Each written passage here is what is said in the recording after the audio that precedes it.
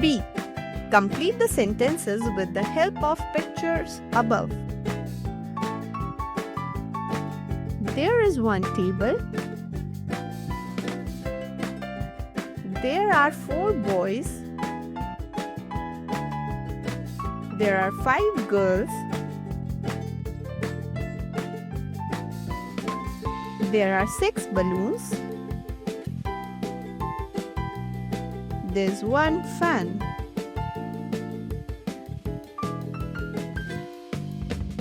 There are many gifts. There's one cake. If you enjoyed the video, please like and share it with your friends.